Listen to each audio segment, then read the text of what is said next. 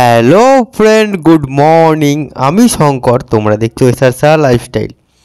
তো আজ শনিবার, বাড়ি থেকে সবাই এসছে, তোমরা জানো ঘুরতে গেছিলাম আগের দিন চিড়িয়াখানা। তো আজকের দক্ষিণেশ্বর যাওয়ার জন্য সবাই বেরিয়ে পড়েছি। তো এখন বিকাল এসেছি, এখন ভিতরে ঢুকে গেছি। হ্যাঁ, দেবো এখানে এসে গেছি প্রসাদ কিনতে, দুটো ডালা কিনবো। সবাই মিলে এসেছি আমরা এখানে, প্রসাদ নেবো। তো আমরা এসে গেছি দোকানে পুজোর ডালা নেওয়ার জন্য। তো আমাদের 3টে ডালা নিতে হবে।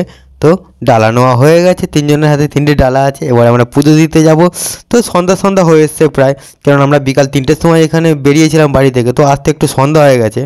তো এখন তোমরা সবাই জানো ভিতরে মোবাইল অ্যালাউ নেই, যাবো আমরা মোবাইলটা রেখে দিয়েই গেছিলাম ভিতরে পুজো দিতে। তো পুজো দিতে গিয়ে অনেকটা টাইম আমাদের গেছে, কেননা আজকে অনেক লম্বা লাইন পড়েছিল, তাই আমরা পুজো দিতে অনেকটাই দেরি হয়ে গেছে। তো পুজো দিয়ে একদম মায়ের সামনে সরস্বতী মাকে দেখে খুব ভালো লাগলো সামনাসামনি মাকে দেখতে। তো পুজো দিয়ে আমরা চলে এসেছি বাইরে। ওদিকে আমার মেয়ের কাণ্ড কি, আমরা এদিকে দাঁড়িয়ে আছি, আমার মেয়ে একা একা পিছনের দিকে চলে গেছে। ওকে দেখি, ওর মা আবার বলে ওই দেখো পিছনে মেয়ে। তো আমি আবার ছুটে গিয়ে ওকে ধরে নিয়ে এসেছি। ওকে একটু বকাবকি করতে ও আবার কান্না করছে, আমাকে বাবা বকেছে। কি বলবো বলো, বাচ্চা। তো ওকে ধরে নিয়ে এসেছি, এখনও কান্না করছে ওর মার কাছে দাঁড়িয়ে আর কি। তো এবারে আমরা যাব বাড়ির দিকে।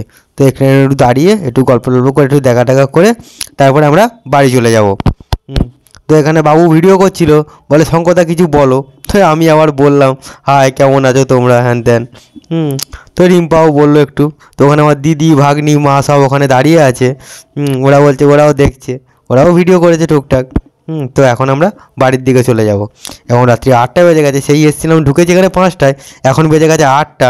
তো ভিতরে অনেকটা টাইম গেল, তার জন্যই এটা হলো। নাহলে আগের বারে এসেছিলাম অনেকটা কম টাইম গেছে। তো আমার ভিডিওগুলো তোমাদের কেমন লাগে সেটা আমাকে জানাও কমেন্ট করে, আর চ্যানেলটা সাবস্ক্রাইব করে দিও প্লিজ। আমার বাকি ভিডিওগুলো দেখার জন্য আমার চ্যানেলটা থেকে ঘুরে আসো। টাটা।